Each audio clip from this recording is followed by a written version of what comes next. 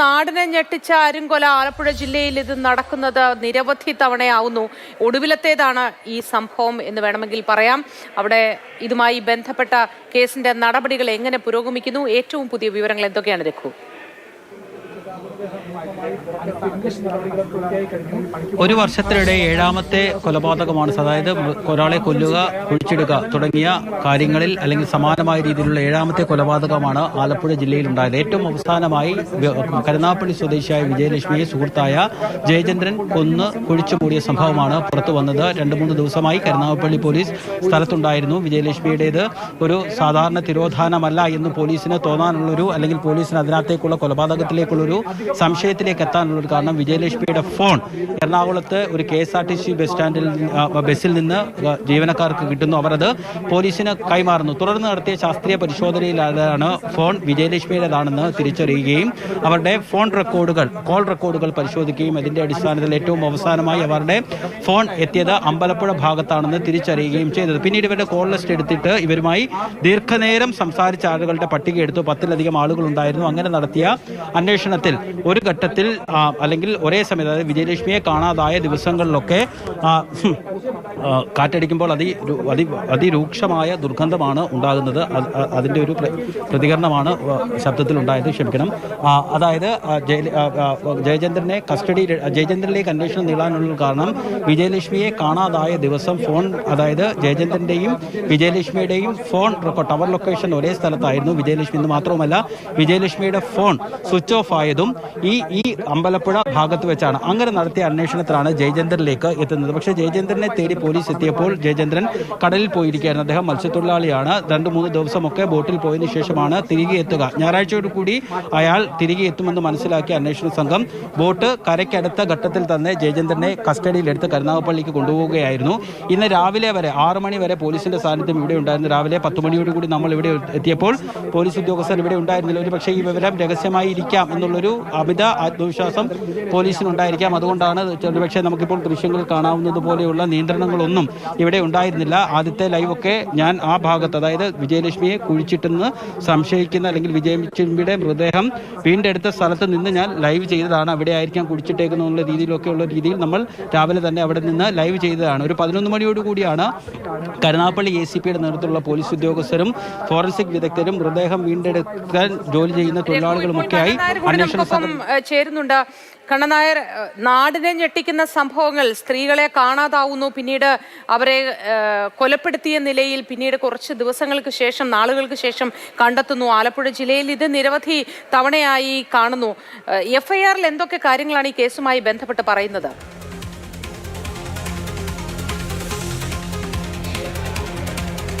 ഒരിക്കലും പിടിക്കപ്പെടില്ല എന്ന് കരുതി ദൃശ്യം മോഡിൽ നടത്തിയ ഒരു കൊലപാതകത്തിന്റെ വിവരങ്ങളാണ് അല്ലെങ്കിൽ ചുരുളാണ് ഇപ്പോൾ കരുനാഗപ്പള്ളി പോലീസിന്റെ അന്വേഷണത്തിൽ പുറത്തു വന്നിരിക്കുന്നത്. ഇതിൽ FIRൽ പറയുന്ന കാര്യങ്ങൾ, 6-ാം തീയതിയാണ് അമ്പലപ്പുഴയിലേക്ക് വിജയലക്ഷ്മി പോകുന്നത്. അമ്പലപ്പുഴ ജംഗ്ഷനിൽ വിജയലക്ഷ്മി ഇറങ്ങുന്നു. അതിനുശേഷം ഇരുവരും തമ്മിൽ കാണുന്നു. പിന്നീട് അമ്പലപ്പുഴ ശ്രീകൃഷ്ണസ്വാമി ക്ഷേത്രത്തിൽ ഇരുവരും ദർശനം നടത്തുന്നു. പിന്നീട് ജയചന്ദ്രന്റെ കരൂരുള്ള വീട്ടിലേക്കാണ് പോകുന്നത്. വീട്ടിൽ അവർ കഴിയുന്നു. 1 മണിയോടുകൂടി അവരുടെ ഫോണിലേക്ക് സുധീഷി എന്ന് പറയുന്ന വിജയലക്ഷ്മിയുടെ മറ്റൊരു സുഹൃത്തിന്റെ വിളി വരുന്നു. അതിന്റെ പേരിൽ ഇരുവരും തമ്മിൽ തർക്കമാകുന്നു. തർക്കത്തെ തുടർന്ന് സ്പാനറും അതുപോലെ തന്നെ പ്ലെയറും ഉപയോഗിച്ച് തലയ്ക്ക് അടിച്ച് കൊലപ്പെടുത്തി എന്നുള്ളതാണ് മൊഴി. അതിന്റെ അടിസ്ഥാനത്തിൽ ഇന്നലെ തന്നെ കൊലപാതകം, വിജയലക്ഷ്മി കൊല്ലപ്പെട്ടു എന്നുള്ള തരത്തിൽ പോലീസ് FIR രജിസ്റ്റർ ചെയ്തു. ഇയാളാണ് പ്രതി എന്നുള്ള തരത്തിൽ പോലീസ് കേസ് രജിസ്റ്റർ ചെയ്യുകയും ചെയ്തിരുന്നു. ഇതിനെക്കുറിച്ച് പോലീസ് രാവിലെ ഞങ്ങൾ പോലീസ് ഉദ്യോഗസ്ഥരോടും സിറ്റി പോലീസ് കമ്മീഷണറോടും ഒക്കെ തന്നെ സംസാരിച്ചിരുന്നു. അപ്പോൾ അവർ പറയുന്നതും ഇവർ തമ്മിൽ കുറേയേറെ നാളുകളായി സൗഹൃദമുണ്ടായിരുന്നു. ആ സൗഹൃദത്തിൻ്റെ പേരിൽ ആദ്യം വിജയലക്ഷ്മി താമസിച്ചിരുന്നത് ആലപ്പുഴ ജില്ലയിലെ വള്ളികുന്നത്താണ്. വള്ളികുന്നത്ത് വെച്ച് അവരുടെ ഒരു പുതിയ സ്കൂട്ടർ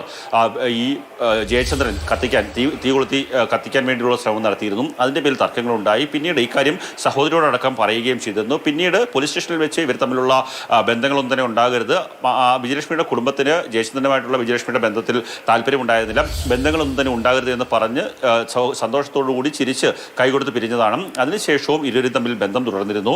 അതിൻ്റെ അടിസ്ഥാനത്തിലാണ് വിജയലക്ഷ്മി ഇവിടേക്ക് പോയത്, അതായത് അമ്പലപ്പുഴയിലേക്ക് പോയത്. അമ്പലപ്പുഴയിൽ വെച്ച് ഇരുവരും തമ്മിലുണ്ടായ തർക്കമാണ് ഒരു കൊലപാതകത്തിലേക്ക് നയിച്ചത്. ഇവർ രണ്ടുപേരും ഒരുമിച്ച് ഹാർബറിൽ ജോലി ചെയ്തിരുന്നു. അങ്ങനെയാണ് ഇരുവരും തമ്മിൽ സൗഹൃദമുണ്ടായത് എന്നാണ് നമുക്ക് മനസ്സിലാക്കുവാൻ സാധിക്കുന്നത്. പോലീസും അത്തരത്തിലാണ് പറയുന്നത്. ഈ ഇടുക്കിയിലായിരുന്നു വിജയലക്ഷ്മി വിവാഹം കഴിച്ചയച്ചത്. 2 മക്കളുണ്ട്. ഭർത്താവ് രഘുനാഥൻ പിള്ള, അദ്ദേഹം ഇടുക്കിയിലാണ് താമസിക്കുന്നത്. മക്കളോടും ഭർത്താവിനോടും പിണങ്ങി കുറേയേറെ നാളായി ആദിനാട് തെക്കുള്ള ഒരു വാടക വീട്ടിൽ താമസിക്കുകയായിരുന്നു. 6-ാം തീയതി മുതൽ ഏതാണ്ട് 9-ാം തീയതി വരെ ഈ സഹോദരിയെ കാണുന്നുണ്ടായിരുന്നില്ല. അതുകൊണ്ട് തന്നെ 9-ാം തീയതി ഇവരുടെ ഇളയ സഹോദരി ഗീത അവരുടെ വാടക വീട്ടിലെത്തി പരിശോധിച്ചപ്പോൾ വാടക വീട് പൂട്ടിക്കിടക്കുകയായിരുന്നു. അതിനുശേഷം 10-ാം തീയതി കരുനാഗപ്പള്ളി പോലീസിൽ പരാതി നൽകുന്നു. കരുനാഗപ്പള്ളി പോലീസ് മിസ്സിങ്ങിനെ എഫ്ഐആർ രജിസ്റ്റർ ചെയ്ത് കേസ് അന്വേഷണം നടത്തുകയാണ്. ആ സമയത്താണ് എറണാകുളം പോലീസ് സ്റ്റേഷനിൽ നിന്ന് ഒരു ഫോൺ കോൾ വരുന്നത്. കരുനാഗപ്പള്ളി സ്വദേശിനിയായിട്ടുള്ള ഒരു വിജയലക്ഷ്മിയുടെ ഫോൺ തങ്ങൾക്ക് ലഭിച്ചിട്ടുണ്ട്. എറണാകുളത്ത് നിന്നും കണ്ണൂരിലേക്ക് പോകുന്ന ഒരു സൂപ്പർ ഫാസ്റ്റ് ബസ്സിൽ ഉപേക്ഷിക്കപ്പെട്ട നിലയിലായിരുന്നു ഫോൺ സ്വിച്ച് ഓഫ് ആയിരുന്നു എന്ന് പറയുന്നു. അതിന്റെ അടിസ്ഥാനത്തിൽ കരുനാഗപ്പള്ളി SHO ബിജുവും അതുപോലെ തന്നെ ACP അഞ്ജലി ഭാവനയും ചേർന്ന് ഇത് സംബന്ധിച്ച് എന്താണ് സംഭവം എന്ന് സംബന്ധിച്ച് ഒരു പ്രത്യേക അന്വേഷണ സംഘത്തെ രൂപീകരിച്ച് അന്വേഷണം ആരംഭിക്കുന്നു. അപ്പോഴാണ് സൈബർ സെല്ലിന്റെ സഹായത്തോടു കൂടി നടത്തിയ അന്വേഷണത്തിൽ ഈ പറയുന്ന ജയചന്ദ്രനും ഈ കൊല്ലപ്പെട്ട വിജയലക്ഷ്മിയും 6-ാം തീയതി വൈകിട്ട് മുതൽ ഏതാണ്ട് 7-ാം തീയതി പുലർച്ചെ 3 മണി വരെ ഒരേ ടവർ ലൊക്കേഷൻ ഉണ്ടായിരുന്നു. 3 മണിയോടുകൂടി വിജയലക്ഷ്മിയുടെ മൊബൈൽ ഫോൺ സ്വിച്ച് ഓഫ് ആകുന്നു. പിന്നീട് സ്വിച്ച് ഓൺ ആയിട്ടില്ല. അതേ ടവർ ലൊക്കേഷനിൽ വെച്ച് തന്നെ 10-ാം തീയതി രാവിലെ ജയചന്ദ്രൻ്റെ ഫോൺ സ്വിച്ച് ഓഫ് ആകുന്നു. അതായത് ഈ 2 ഫോണും സ്വിച്ച് ഓഫ് ചെയ്ത ശേഷം അമ്പലപ്പുഴയിൽ നിന്ന് ബസ് മാർഗം അയാൾ എറണാകുളം സ്റ്റേഷനിൽ എത്തുന്നു. എറണാകുളം സ്റ്റേഷനിൽ എത്തിയ ശേഷം വിജയലക്ഷ്മിയുടെ ഫോൺ ഉപേക്ഷിച്ച്, അതായത് എറണാകുളത്ത് നിന്ന് കണ്ണൂരിലേക്ക് പോകുന്ന ബസ്സിൽ വിജയലക്ഷ്മിയുടെ ഫോൺ ഉപേക്ഷിച്ചു. പക്ഷേ അവിടെ അയാൾക്ക് തെറ്റി. അയാൾ നേരത്തെ ഈ പറയുന്ന വിജയലക്ഷ്മിയുടെ ഫോൺ 7-ാം തീയതി സ്വിച്ച് ഓഫ് ചെയ്തിരുന്നു. പക്ഷേ പിന്നീട് ഈ പറയുന്ന എറണാകുളത്തേക്ക് ചെന്ന ശേഷവും അയാൾ സ്വിച്ച് ഓഫ് ചെയ്ത ഫോൺ തന്നെയാണ് അയച്ചത്. അല്ലാത്ത പക്ഷം പോലീസിനെ തെറ്റിദ്ധരിപ്പിക്കാൻ അയാൾക്ക് സാധിക്കുമായിരുന്നു. അയാൾ കരുതിയിരുന്നതും ദൃശ്യ മോഡലിൽ ആ ഫോൺ ഒരു സ്ഥലത്തേക്ക് അല്ലെങ്കിൽ വിജയലക്ഷ്മി കണ്ണൂരിലേക്ക് മറ്റോ യാത്ര ചെയ്തു എന്ന് പോലീസിനെ തെറ്റിദ്ധരിപ്പിക്കാൻ വേണ്ടിയുള്ള ഒരു ശ്രമമായിരുന്നു അയാൾ നടത്തിയത്. പക്ഷേ കേരള പോലീസ് ആ ശ്രമമാണ് തെറ്റിയത്. അവിടെ നിന്നാണ് കാര്യങ്ങൾക്ക് കുറച്ച് കൂടുതൽ വ്യക്തത വന്നതെന്ന് കരുതാം. കണ്ണനാരിലേക്ക് ഞാൻ മടങ്ങി വരാം. ഇപ്പോൾ കൊല്ലപ്പെട്ട യുവതിയുടെ സഹോദരിയുടെ പ്രതികരണത്തിലേക്ക്. ഞങ്ങൾ ഇവിടെ ഉള്ള ഒരു കൊച്ചിനെ കൂട്ടി അവിടെ പോയി തിരക്കിയപ്പോൾ 2-3 ദിവസം കൊണ്ട് അവിടെ ആളിനെ കാണുന്നില്ല, ലൈറ്റ് ഇട്ടേക്കുവാന്ന് പറഞ്ഞു. അങ്ങനെ നമ്മൾ ആ കൊച്ചും ഞാനും കൂടെ പോയി പോലീസ് സ്റ്റേഷനിൽ കൊണ്ടുവന്ന് പരാതി കൊടുത്തു. പിന്നെ വേറെ സുധീഷ് എന്ന് പറഞ്ഞ ഒരാളെ പിടിച്ചായിരുന്നു. പിടിച്ച് ചോദ്യമൊക്കെ ചെയ്ത് കഴിഞ്ഞിട്ട് പിന്നെ അമ്പലപ്പുഴയിലുള്ള ഒരു ജയനെന്ന് പറയുന്ന ഒരുത്തനെ അവനെ പിടിച്ച് അവനെന്തോ ചെയ്ത്. ഇവിടെ എന്ത് ജോലി ചെയ്യായിരുന്നു? ആ കൊച്ചു ഹാർബറിൽ പോകുമായിരുന്നു. ഹാർബറിലുള്ള ജയനെന്ന് പറയുന്നവൻ. അയാൾ ഈ ഹാർബറിലുള്ളയാണോ? ഈ ഒറ്റയ്ക്കായിരുന്നോ താമസിച്ചിരുന്നത്? ഒറ്റയ്ക്കായിരുന്നു താമസിച്ചിരുന്നത്. വാടകയ്ക്കായിരുന്നോ? വാടകയ്ക്കായിരുന്നു. ഈ ഒറ്റ വരുമാനമായിരുന്നോ അവർക്ക് ഇങ്ങനെ ഉണ്ടായിരുന്നേ? ഇയാളുമായിട്ട് എന്തെങ്കിലും പ്രശ്നമുള്ളതായിട്ട് വല്ലതും നിങ്ങളോട് വല്ലതും പറഞ്ഞിട്ടുണ്ടോ? സഹോദരിയല്ലേ, അങ്ങനെ എന്തെങ്കിലും സംസാരിക്കുകയും ചെയ്തിട്ടുണ്ടോ? അയാളുമായിട്ട് നേരത്തെ ഒരു വണ്ടി പ്രശ്നത്തിന് അയാൾ വണ്ടിയൊക്കെ കത്തിക്കാനൊക്കെ ഒരുങ്ങിയായിരുന്നു. അന്നേരം എൻ്റെ അടുത്ത് പറഞ്ഞിട്ട് ഇങ്ങനെ അയാളായിരുന്നു വണ്ടി കത്തിച്ചിരുന്നത്. അവിടെ ഒരു വണ്ടി കത്തിച്ചായിരുന്നു. അത് ആരെന്തോന്നൊന്നും അറിയത്തില്ലായിരുന്നു. അവിടെ അന്ന് വള്ളികുന്നത്ത് താമസിക്കുമ്പോഴായിരുന്നു ആ വണ്ടി കത്തിച്ചത്. പുതിയ വണ്ടിയായിരുന്നു. ദിവസം വെളുപ്പിന് തീ കത്തുന്ന കണ്ടുകൊണ്ട് അവൾ ഇറങ്ങി നോക്കിയപ്പോൾ അത് കത്തുന്നത് എങ്ങനെ എന്തുവാണെന്നൊന്നും അറിഞ്ഞില്ല. ഷോർട്ടായിരിക്കും എന്ന് വിചാരിച്ച് പിന്നെ അവൾ എനിക്ക് കുഴിവേല് മുക്കിന് വന്ന് ഒരു വീടെടുത്ത് അവിടെ വാടകയ്ക്ക് താമസിച്ചുകൊണ്ട് വരുമായിരുന്നു. അങ്ങനെ ഒരു ദിവസം രാത്രിയിൽ ഇതുപോലെ അവള് വെള്ളിയിലും മൂത്രമൊഴിക്കാനൊന്നും പറഞ്ഞ് വെളിയിൽ ഇറങ്ങിയപ്പോൾ ഇതുപോലെ ഒരു തിണ്ണയ്ക്ക് ഒരു പന്തവും പെട്രോളും ഇരിക്കുന്ന കണ്ട്. അങ്ങനെ അവൾ അവിടെ എല്ലാം നോക്കിയപ്പോൾ ആരും കണ്ടില്ല. കണ്ണൻ നായർ തുടരുന്നുണ്ട്. കണ്ണൻ, നേരത്തെയും ഇവർ തമ്മിൽ എന്തെങ്കിലുമൊക്കെ പ്രശ്നം ഉണ്ടായിരുന്നു എന്നതാണ് സഹോദരിയുടെ പ്രതികരണത്തിൽ നിന്ന് നമുക്ക് മനസ്സിലാവുന്നത്. തർക്കങ്ങൾ നേരത്തെയും ഉണ്ടായിരുന്നു എന്ന്. തീർച്ചയായും മോത്തി, കാര്യം ഇരുവരും തമ്മിൽ ഹാർബറിൽ വെച്ച് സൗഹൃദം ഉണ്ടാകുന്നു. പിന്നീട് ആ സൗഹൃദം ഒരു ആത്മബന്ധത്തിലേക്ക് പോയിരുന്നു. ഇരുവരും തമ്മിൽ നല്ല ഒരു ബന്ധത്തിലായിരുന്നു, കാമുകന്മാരായിരുന്നു എന്നാണ് നമുക്ക് മനസ്സിലാക്കുവാൻ സാധിക്കുന്നത്. അതിനിടയിലുണ്ടായ തർക്കം പല സമയങ്ങളിലും ഇവർക്ക് ഫോൺ സംബന്ധിച്ച് അല്ലെങ്കിൽ വാട്സപ്പ് ചാറ്റ് സംബന്ധിച്ചൊക്കെ തർക്കങ്ങൾ ഉണ്ടായിരുന്നു എന്നാണ് നമുക്ക് പോലീസിൽ നിന്ന് അനൗദ്യോഗികമായി ലഭിക്കുന്ന വിവരം. അതിൻ്റെ പേരിലാണ് ഈ സ്കൂട്ടർ കത്തിക്കാൻ വേണ്ടിയുള്ള ഒരു ശ്രമം നടത്തിയത്. അതിനുശേഷം പിന്നീട് പല സമയങ്ങളിലും ഈ വാട്സപ്പ് ചാറ്റുമായി ബന്ധപ്പെട്ട അല്ലെങ്കിൽ അങ്ങനെയൊക്കെയുള്ള സംഭവങ്ങൾ തർക്കങ്ങൾ ഉണ്ടായിരുന്നു. അങ്ങനെ രാത്രി 1 മണിയോടുകൂടി ഒരു സുഹൃത്തിൻ്റെ സുധീഷ് എന്ന് പറയുന്ന ഒരു സുഹൃത്തിൻ്റെ ഫോൺ കോൾ വന്നതുമായി ബന്ധപ്പെട്ടാണ് പെട്ടെന്ന് ഈ ജയചന്ദ്രൻ പ്രകോപിതനാകുന്നതും പെട്ടെന്ന് അയാൾ ഈ പറയുന്ന വിജയലക്ഷ്മി എന്ന് പറയുന്ന 48-കാരെ കൊലപ്പെടുത്തുകയാണ്. ആരും കൊലയാണ് നടത്തിയത്. അയാൾ മുഖം വികൃതമാക്കുന്ന രീതിയിൽ, മുഖം തിരിച്ചറിയാൻ സാധിക്കാത്ത രീതിയിൽ തല്ലി തകർക്കുകയാണ് ഉണ്ടായത്. അപ്പം തന്നെ നഗ്നമായ ശരീരം നേരെ കൊണ്ടുപോയി കുഴിച്ചിടുന്ന ഒരു അവസ്ഥയാണ് ഉണ്ടായത്. പോലീസ് രാവിലെ തന്നെ അങ്ങനെ ഒരു സൂചന നൽകിയിരുന്നു. അയാളുടെ മൊഴിയുടെ അടിസ്ഥാനത്തിൽ നഗ്നമായിട്ടാണ് ഈ സ്ത്രീയെ കുഴിച്ചിട്ടതെന്നുള്ള ഒരു സൂചന പോലീസ് നൽകിയിരുന്നു. ഇപ്പോൾ ആ മൃതദേഹം പുറത്തെടുത്ത സമയത്തും നമുക്ക് അക്കാര്യം സ്ഥിരീകരിക്കാൻ സാധിക്കുന്നു.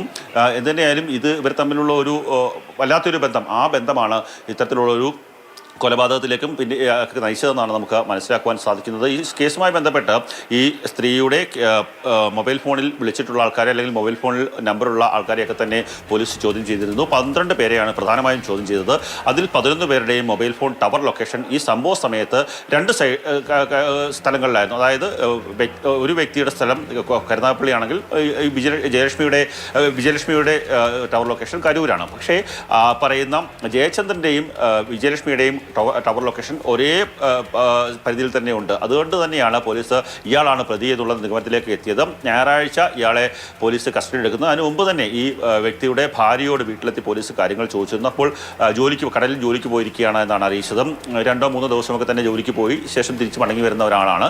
ഇയാൾ നേരത്തെ അല്പം ദൂരെ മാറിയിട്ടുള്ള സ്ഥലത്തായിരുന്നു താമസിച്ചിരുന്നത്. ഇപ്പോൾ പുതിയൊരു വീട് വെച്ച് താമസം തുടങ്ങിയതാണ്. അതുകൊണ്ട് തന്നെ പ്രദേശവാസികളുമായി തന്നെ വലിയ അടുത്ത ബന്ധമൊന്നും ആത്മബന്ധമൊന്നുമുള്ള ആളല്ല. ജോലിക്ക് പോയി തിരിച്ച് വന്ന് കിടന്നുറങ്ങും, അടുത്ത ദിവസം അടുത്ത ജോലിക്ക് പോകും, അങ്ങനെയുള്ള ഒരാളാണ്. പക്ഷേ ഇയാൾക്ക് ഇങ്ങനെ ഒരു ബന്ധമുണ്ടോ എന്നുള്ള കാര്യത്തിലൊന്നും പുറക്കാട് സ്വദേശികളായിട്ടുള്ള അല്ലെങ്കിൽ കരൂർ സ്വദേശികളായിട്ടുള്ള ആൾക്കാർക്കൊന്നും തന്നെ ഒരു വ്യക്തമായ ഗ്രാഹ്യം ഉണ്ടായിരുന്നില്ല. ജനങ്ങളൊക്കെ തന്നെ വലിയ ഞെട്ടലോടുകൂടി തന്നെയാണ് ഈ സംഭവത്തെ നോക്കിക്കണ്ടത്. എന്തുതന്നെയാലും ഈ കേസിൽ എടുത്തു പറയേണ്ട കാര്യം കരുനാഗപ്പള്ളി പോലീസിന് അന്വേഷിക്കാൻ തോന്നിയ ഒരു ത്രെഡാണ്. അതിൽ ഈ പറയുന്ന വ്യക്തിയുടെ മൊബൈൽ ഫോൺ സ്വിച്ച് ഓഫ് ചെയ്യേണ്ട കാര്യം എന്താണ്? 7-ാം തീയതി മൊബൈൽ ഫോൺ സ്വിച്ച് ഓഫ്, വിജയലക്ഷ്മിയുടെ ഫോൺ സ്വിച്ച് ഓഫ് ആകുന്നു. അതേ ടവർ ലൊക്കേഷനിൽ വെച്ച് തന്നെ 10-ാം തീയതി ജയചന്ദ്രൻ്റെ ഫോൺ ടവർ ലൊക്കേഷനിൽ വെച്ച് സ്വിച്ച് ഓഫ് ആകുന്നു. ഇരുവരും സുഹൃത്തുക്കളാണ്. അതിലൊരാളെ കാണാതാവുന്നു. അതെങ്ങനെയാണ് സംഭവിച്ചത്? അങ്ങനെയാണ് ജയചന്ദ്രനിലേക്ക് ഈ അന്വേഷണം എത്തുന്നത്. അതിലൂടെയാണ് ഈ പ്രതിയെ പിടികൂടുന്നതും